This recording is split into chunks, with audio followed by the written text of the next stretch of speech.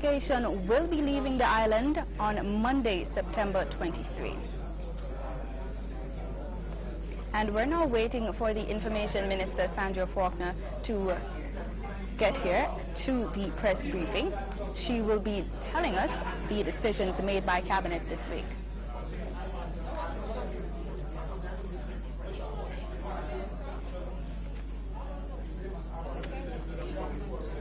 I'm not seeing her coming through the doors right now.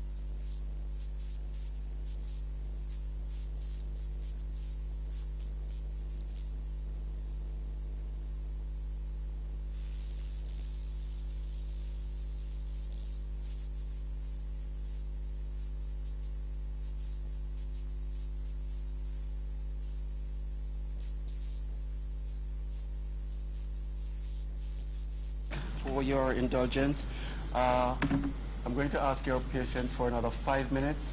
We're expecting some other guests here. We are honored this week to be hosting some colleagues from Botswana. And they are on their way. They are just outside the gate, so they should be here in a minute.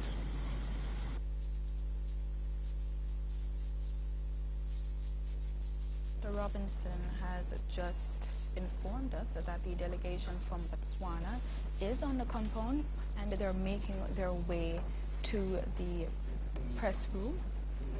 Just to remind you, the delegation, which arrived yesterday, that was Tuesday, September 17, is on a benchmarking media communications visit. The delegation will look at areas of government communications and mechanisms for sharing information to the public.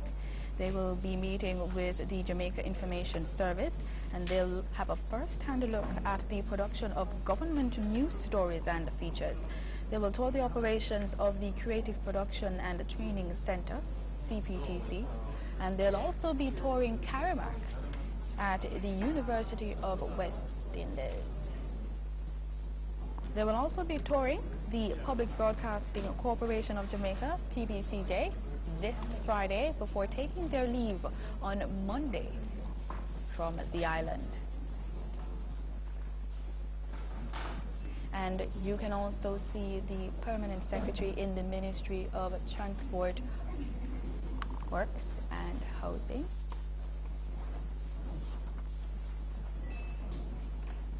Audrey Sewell, she's a special guest this morning.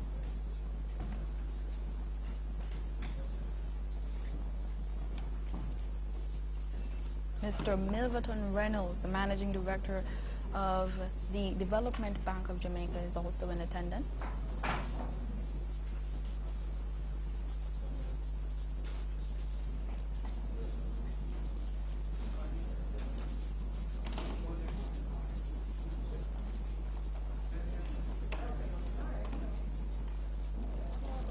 Members of the press are coming into.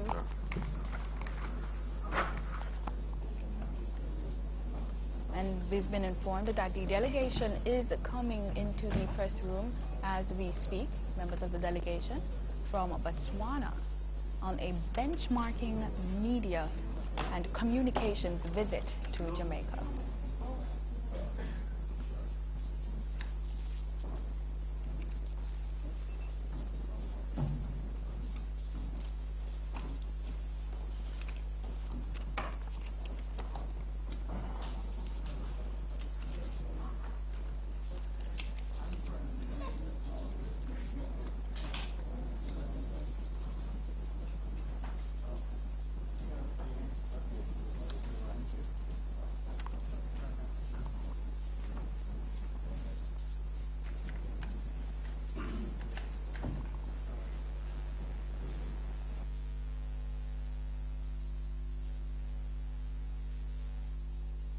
Official welcome to members of the press as well as the 5-member delegation and the special guests here this morning.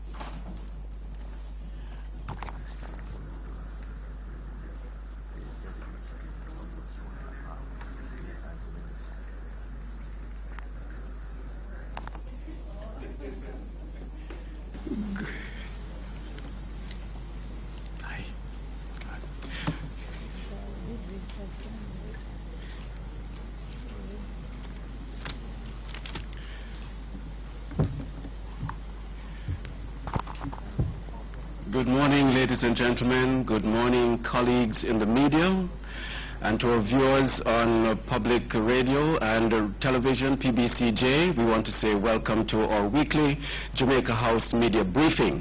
I am Lincoln Robinson, Press Secretary in the Office of the Prime Minister. We're very pleased this morning to have a full house. Very delighted to see all of you here this morning. We have at our head table our Minister of Information, Senator Sandra Faulkner. As always, she will update us on some of the decisions coming out of the meeting of the Cabinet. And we also have beside me our Permanent Secretary in the Ministry of Transport, Ms. Audrey Sewell. There are some issues there that you will hear about, hence her presence. And we have Mr. Milverton Reynolds next to Minister Faulkner. He's the President of the Development Bank of Jamaica. and some interesting news that you will be hearing from him as well, and Mr. Cruikshank, who is the Acting Director for International Trade Relations in the Ministry of Finance and Planning. I want to extend a very special welcome to a delegation visiting us this morning from Botswana. They are here in the island. They came in yesterday, and they are observing and participating in a benchmarking exercise looking at government communications and information, and we thought it would be important as part of that exercise to join us this morning at our weekly media briefing. I want to extend a very special welcome to you, and maybe later on, they're being hosted by the Jamaica Information Service. I might ask the CEO of GIS to formally introduce them later on to you. Thank you very much, ladies and gentlemen, for joining us. And at this stage, I'm going to turn things over to our Minister of Information, Senator Sandra Faulkner, who will update us on some of the decisions coming out of the Cabinet. Good morning, everyone. We want to welcome our guests from Botswana. Thank you for coming to our country, and we hope that you will learn a lot from your visit here. And we want to say good morning to our viewers on PBCJ and to those joining us on the World Wide Web. Cabinet has approved the implementation of the 2012 Harmonized System of Classification. It has also approved the amendment of the first schedule of the Customs Act. The Harmonized System of Classification is regarded as the common language of international trade.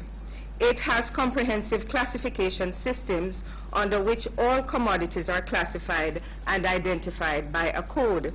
It will help with the synchronization of customs and international trade procedures and is regarded as a major plank in international trade facilitation efforts. The 2012 version replaces the 207 version which is currently being used. Jamaica, as a member of CARICOM, is required to adopt these amendments for implementation on November 1.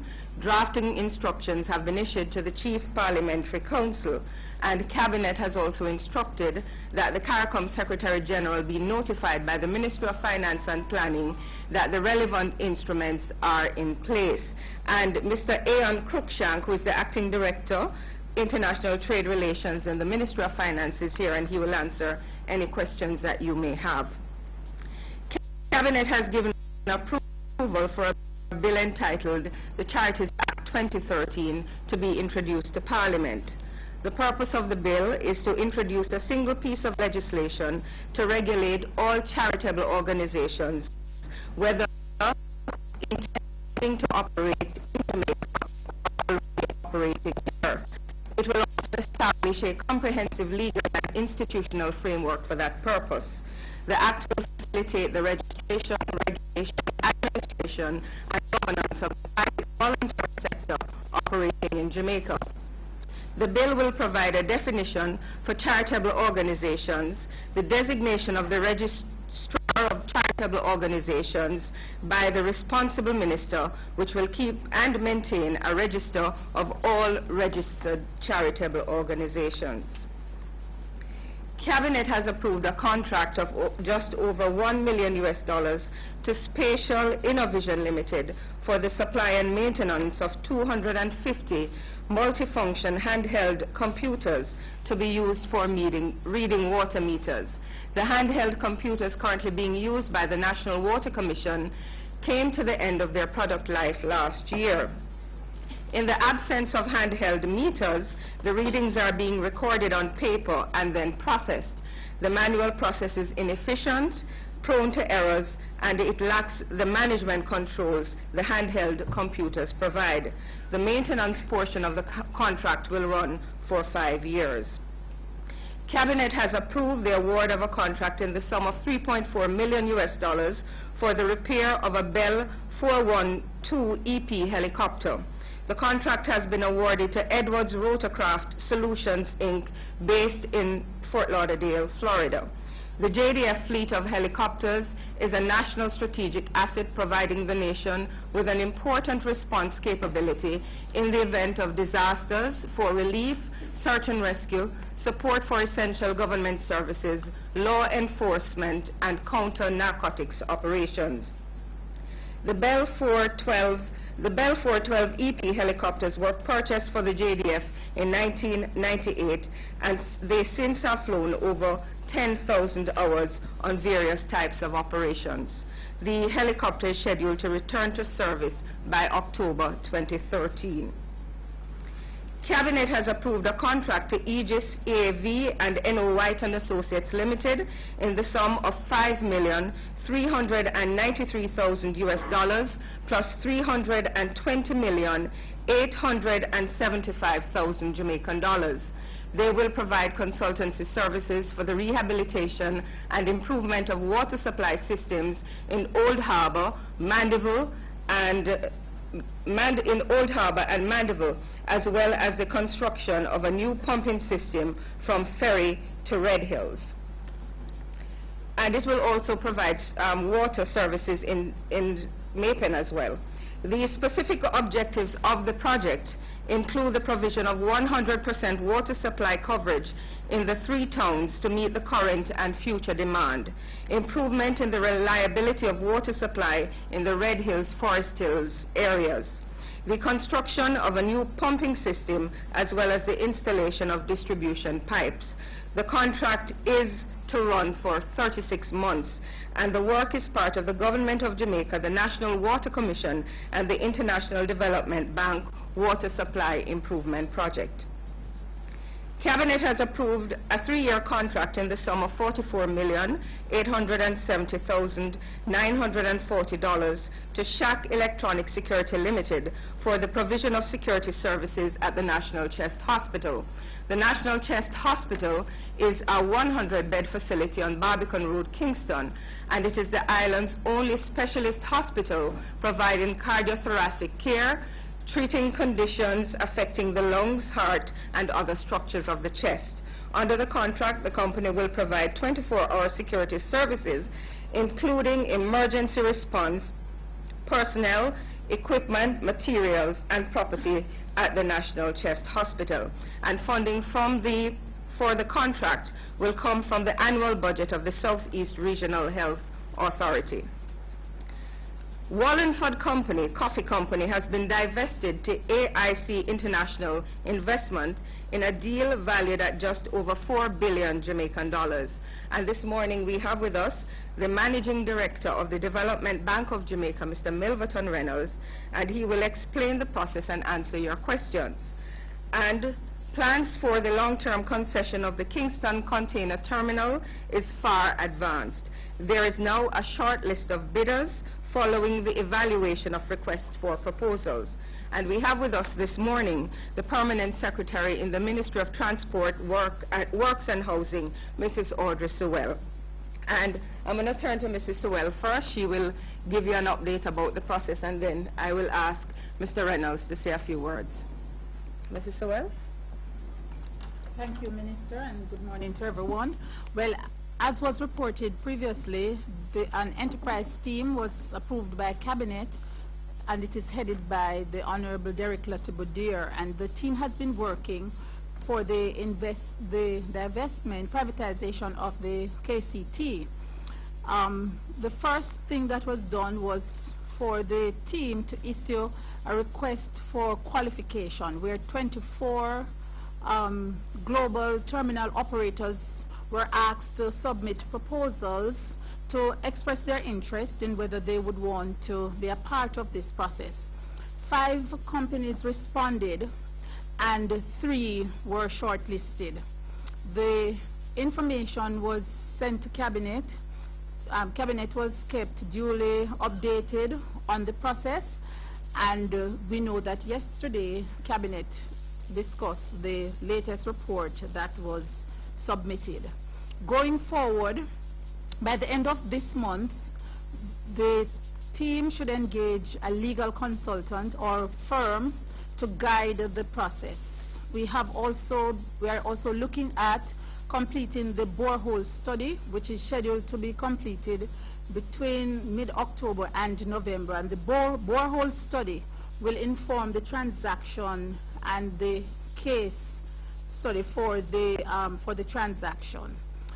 After that, we intend to issue the request for proposal to the 3 companies that have qualified, And we are hoping that that would be, well, the schedule is that the RFP will be out by the end of December, and by mid-April into May, we should be finalizing the identification of a preferred bidder.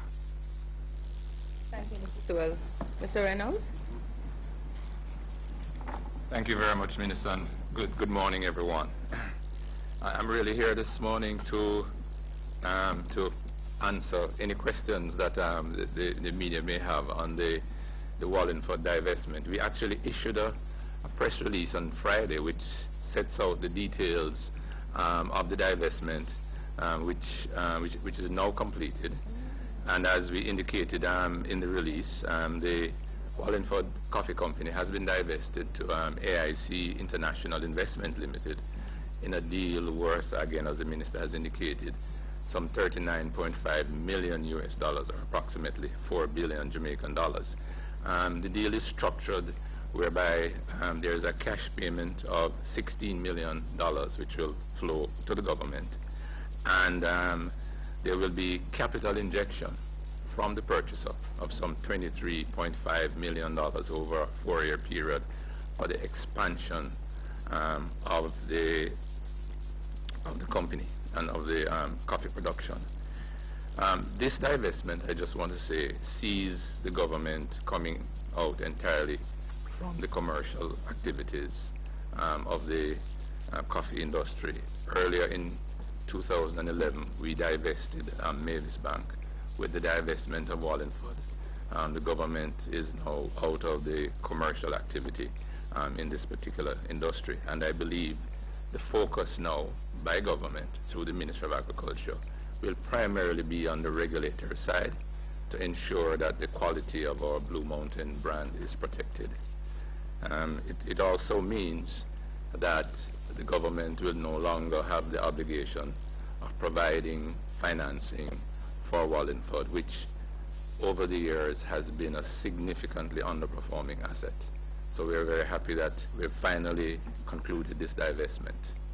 I do have here with me, and I want to make mention of the fact, as we do with these divestments, there was an enterprise team that was in place, and Mr. Al Webb, former banker, international banker, who in fact chaired the divestment team and who led the negotiations, is here.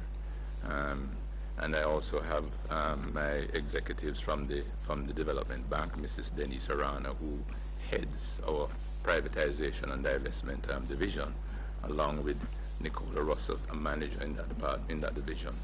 So if there are any questions that you may have, we'll be happy to provide answers.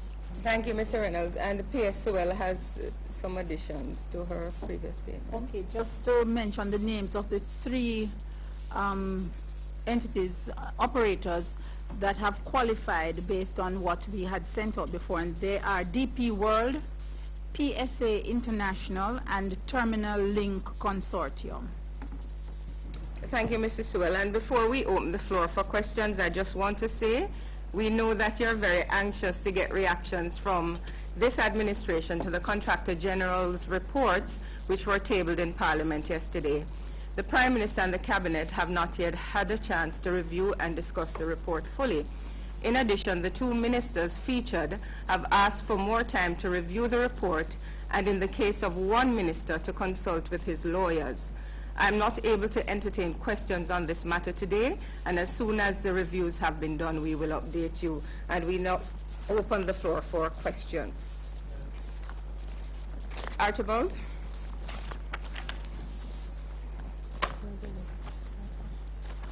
My question is in relation to your comment just now.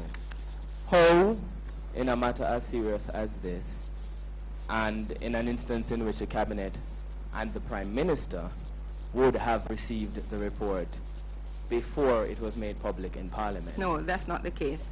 The Contractor General says copies of his report, with respect, the Contractor General says copies of his report were sent to these referenced individuals. To the Prime Minister? And therefore, to the Cabinet Secretary, and no. therefore, and to the Office of the Prime Minister. And therefore, how could the Prime Minister... I am not... And therefore, may I please, how could the Prime Minister not have been briefed on such an important matter in a matter of days? I repeat, the Cabinet and the Prime Minister, we have not met, we have not discussed the matter. I will not comment further on the matter. You're not answering my question, Mr. Prime Minister. My question is, how could the Prime Minister not have been briefed on a matter as important as this in a matter of days? The report was tabled in Parliament yesterday.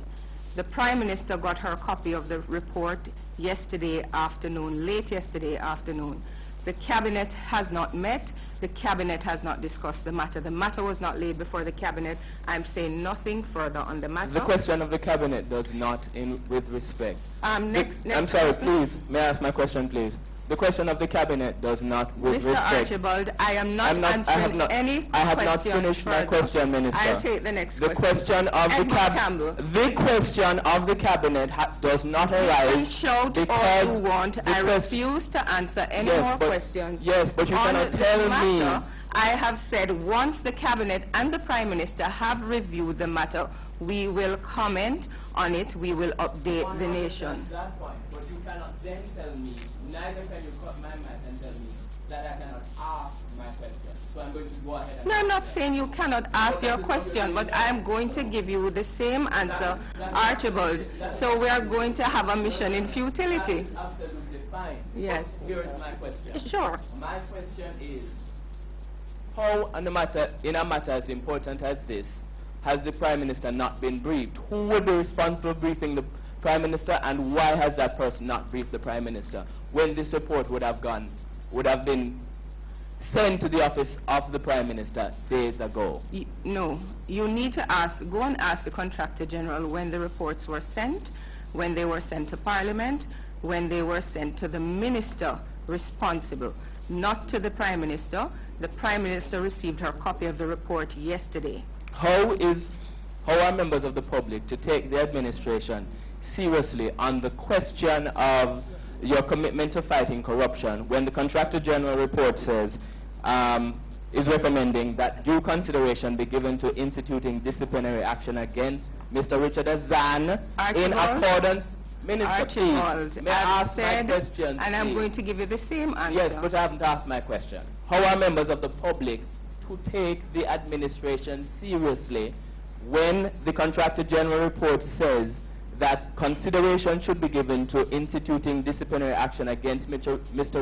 Richard Azan in accordance with the Westminster style of government, which there is a suggestion that he should be fired? How in that context does the Cabinet not have a response in 24 hours? I repeat, we have not reviewed the report. We have not met to discuss it. Why would it require the Cabinet to meet to discuss? The Prime Minister appoints ministers. I have already said the Prime Minister and the Cabinet have not yet reviewed the reports fully. There are 2 reports. We have not reviewed them fully. And when we meet to review them, we will update you. So we should expect a response from the Prime Minister when? Can somebody pass the microphone to Mr. Campbell? Yes?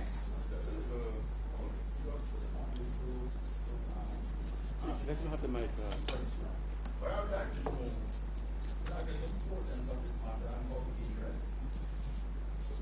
Could you give us some assurance as to whether Cabinet will meet urgently? We know that Cabinet generally meet on a Monday to have their regular meetings.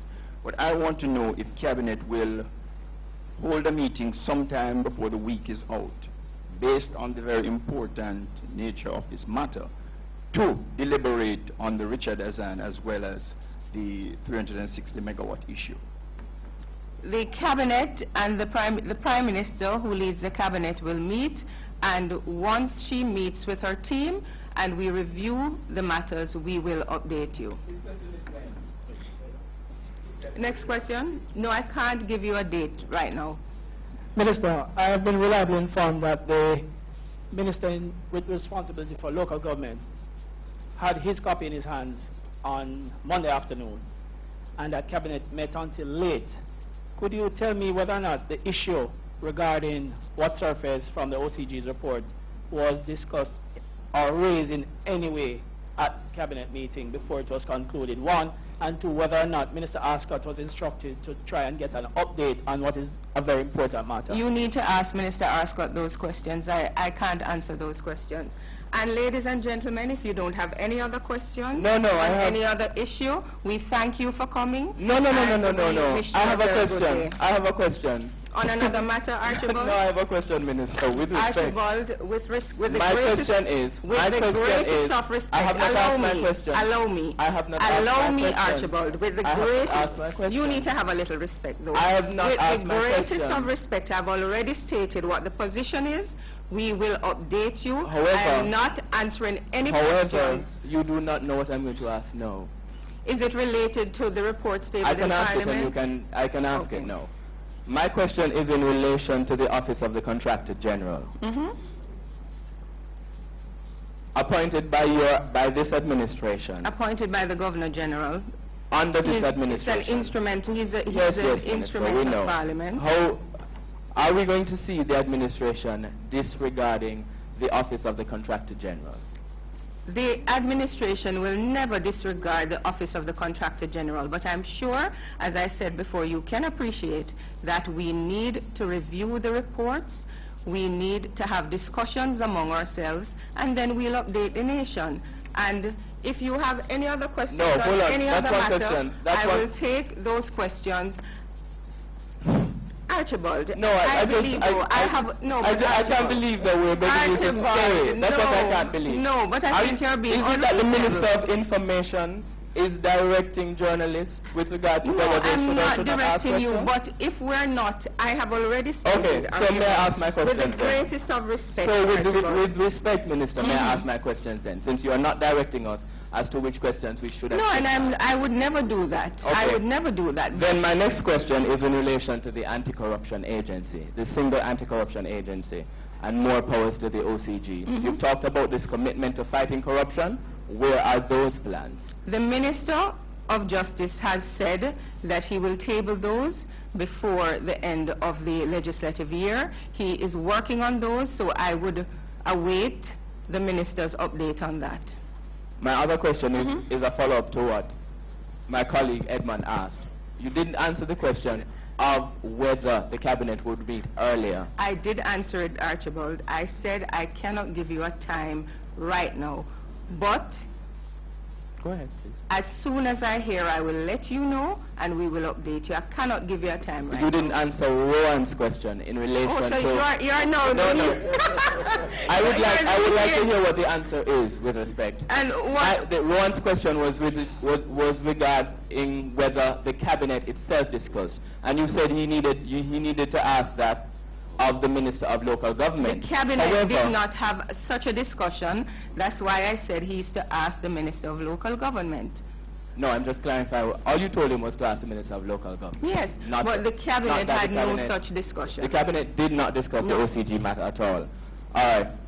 Now, with regard to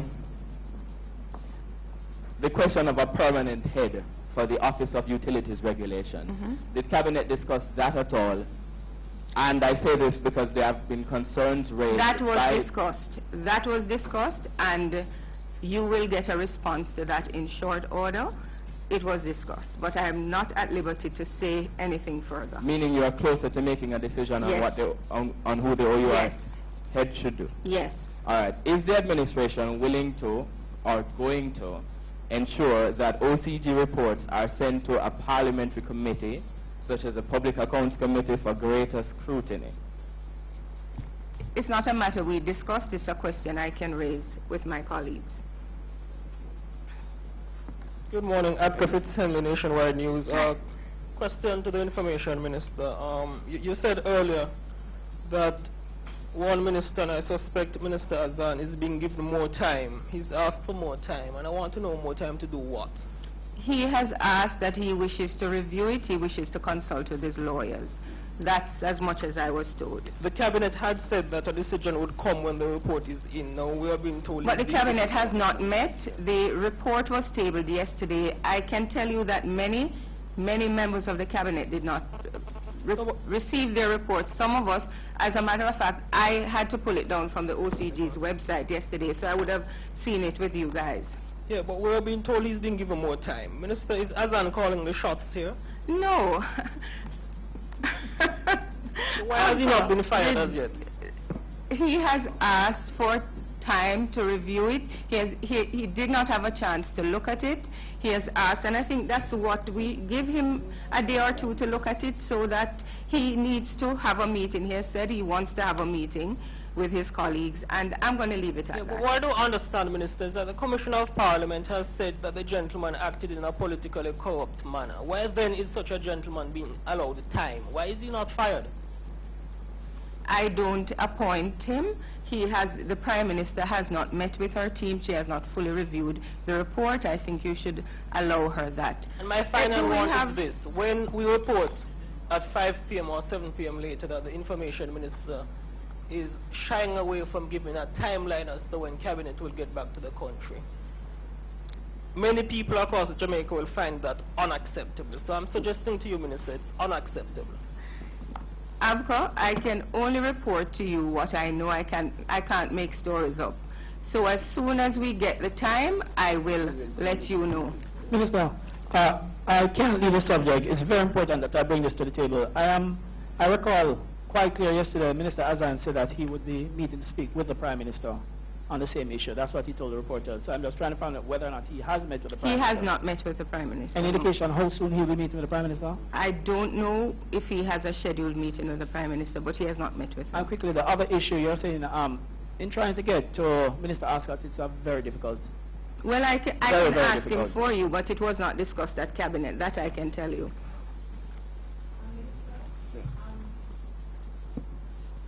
Your portfolio aside, what is your personal view on the matter? Now I don't have a personal view on the matter. I think that's inappropriate.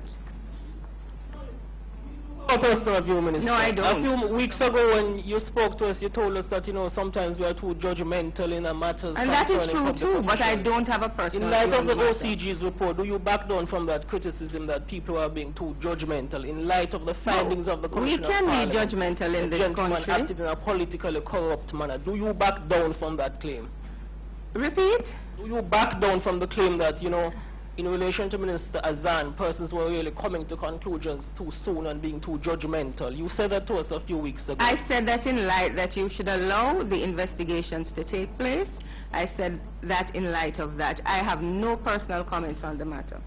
Minister, sorry to belabor the issue, but the matter which concerns the Parish Council, at this point, before the OCG had completed his... I don't speak about the Parish Council. I don't speak on behalf of the Parish Council. Before he had completed his investigations, the seriousness of the matter had led to persons being disciplined before the investigations were completed. Now that investigations are completed, we are trying to determine whether or not there is any haste, or is it that the government has seen the importance of this matter, that it can be dealt with swiftly and we can move on and deal with other important issues facing the country. I am sure that it will be dealt with swiftly. The reports were tabled only yesterday. Just so I am entirely clear on your position, with regard to this, reports were tabled yesterday. The OCG says that he should be disciplined in accordance with the Westminster model of government. The OCG says that the minister acted in a way that is tantamount to being politically correct. And the government's official position is that it cannot give an answer, and it cannot say when it can give an answer. Do you recognize, though, that the government, the Prime Minister, reserves the right to fully look at the report, to satisfy herself on all the issues that are in the report, so that she can make a decision? No, but that's not my question. My question is in relation to that issue of when that is going to occur. That is my question. I said already it will be done in short order. But in short order, Minister. This is 24 hours later, and you don't have any, you're telling the nation that you have no clear idea how soon the government is going to meet on this matter. How is anyone to take your efforts to fight corruption seriously? Once a decision is made as to when the meeting will take place, I will let you know. If there are no further questions, thank you for coming. Have a good day.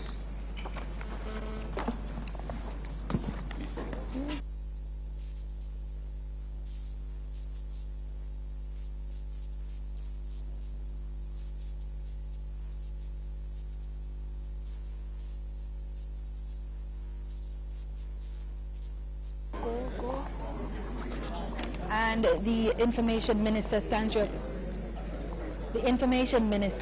Sandra Faulkner, has just adjourned the press briefing here at the office of the Prime Minister. During the press conference, the first question was posed by a reporter from Television Jamaica, Archibald Gordon, regarding the report tabled in Parliament yesterday by the Contractor General.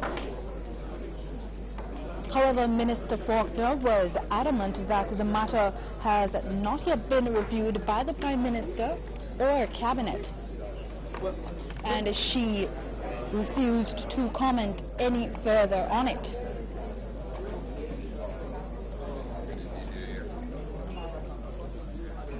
Two other reporters asked questions in relation to the matter. However, the Minister refused to comment any further, except to give the information she gave at first, that the Prime Minister and her Cabinet is yet to review the information tabled yesterday.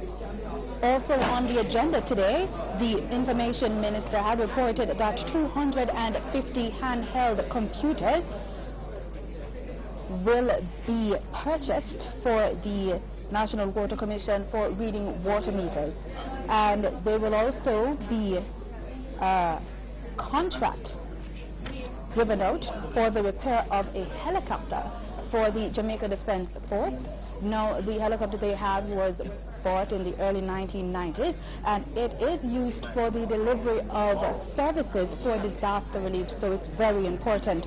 Also on the agenda this morning, $44 million contract to Shack Electronic Security Company has been given to the Chest Hospital, and this contract will see to security services given to the Chest Hospital for personnel as well as equipment. And the funds for the security services is being taken from the annual funds of the Southeast Regional Health Authority. Also discussed this morning, plans for the long-term concession of the Kingston Container Terminal. Permanent Secretary in the Ministry of Transport, Housing and Works, Audrey Sewell, gave that update. She told reporters that 5 companies responded to the invitation for the proposal for the privatization of the terminal, and 3 companies were shortlisted. Those companies are DP World, PSA International, and Terminal Link Consortium. And those were the top points here at the Office of the Prime Minister, delivered by Information Minister Sandra Faulkner, as well as Megaton.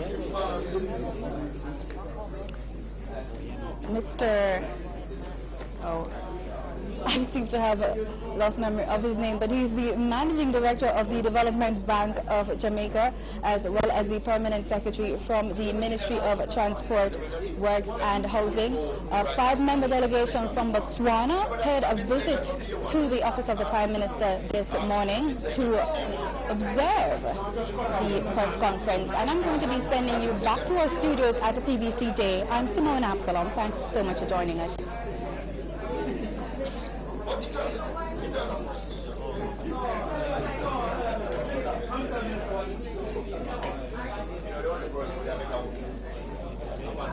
I have no idea. Nobody.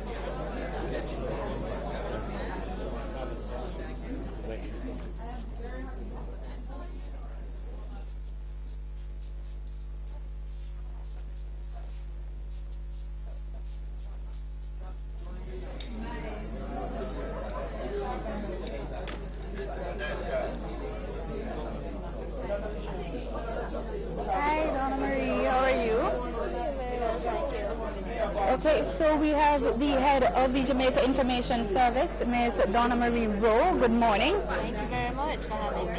And also a member of the 5-member delegation from Botswana. Good morning. Good morning. Can you tell me your name, sir? Okay, I'm unable to repeat that, but welcome to Jamaica. That's fine, that's fine. Okay. You need to repeat it. No, I'm just saying I can't. He's the Deputy Permanent Secretary. He's the? Deputy Permanent Secretary. Okay. In the Ministry of State President in Botswana. Okay. All right. Can you tell me some of the activities that they'll be getting into while here in Jamaica? Okay, we will first of all want to welcome them to Jamaica. The delegation from Botswana is here to benchmark with the Jamaica Information Service. Today they participated, or at least observed, Democracy in Progress here at the Jamaica House Press Briefing. They will also pay a courtesy call on our Minister of Information and Permanent Secretary, Ms. Anika Miller. And then later today they'll participate in a special meeting with the government communicators to see how we work together, JIS with the government communicators. They will also be touring Karimak at the University of the West Indies, and we will have a luncheon which will involve two representatives from private media houses. They will also tour our operations and see our work in progress. Okay, so I understand that you arrived on the island yesterday. So what's been happening since then? Well, we've been very warmly welcomed by the Jamaican Information Services. We are delighted at the very comprehensive program they've put together for us for our benchmarking trip. This is our first engagement this morning. We have just witnessed a media briefing, Jamaican style, and we're really looking forward to an engaging 3 days over which we will be learning from the Jamaican Information Services how they do what we do. Okay, interesting term, Jamaican style. What do you think of what happened this morning? Your first press briefing here. Well, I think obviously it was government and the press engaging on evidently a topical issue. I think that's really just that's what it was. Is it like that in Botswana? I think every media briefing is circumstantial. It depends on what has been discussed, but I don't consider it anything unusual. Okay. So what are your expectations? What do you hope to get out of your visit? Well, we hope to compare ourselves with how the Jamaicans Government Information Services of Jamaica work, because similar to them, we are a government media back in Botswana, responsible for connecting government with the rest of the citizens via print, information and broadcasting, radio and television. So we really want to engage with Jamaicans, and at the end of it, I think perhaps the most significant achievement is if we can come to some sort of exchange program that we have talked about over the past 2 years, so that we can retain exchanges and then work together going forward. The media in Jamaica, we're entrenched in our constitution. Tell me the relationship between the government and media in Botswana. Well, as you might know, Botswana is a parliamentary democracy, which means that like all countries that subscribe to that system of government, we have a free media. There are media laws in the country that guarantee the work of the media, of course, within the confines of the way we do things in terms of our cultural beliefs and the rest of it. So we have a young media industry, perhaps not as advanced as in Jamaica, but I think we do our job as much as we can. Okay, thanks so very much for speaking with us, Permanent Secretary. Mrs. Rowe, can you tell me what's going to be happening later today? They did the press conference this morning. What will they be doing now? Right after this, we're going to pay a courtesy call on our Minister of Information, Senator the Honorable Sandra Faulkner, and then we'll go into a special government communicators meeting where the government communicators, in particular ODPEM and the Ministry of Tourism and JAMPRO, will be talking about how they work with the JIS on national public education campaigns. Sounds like it's going to be an interesting couple of days. And you have been watching the PBCJ's live coverage right here at the Office of the Prime Minister. I'm Simone Absalom. I send you back to our studios. Thank you. Thank you. Thank you very much. You're welcome. Enjoy it.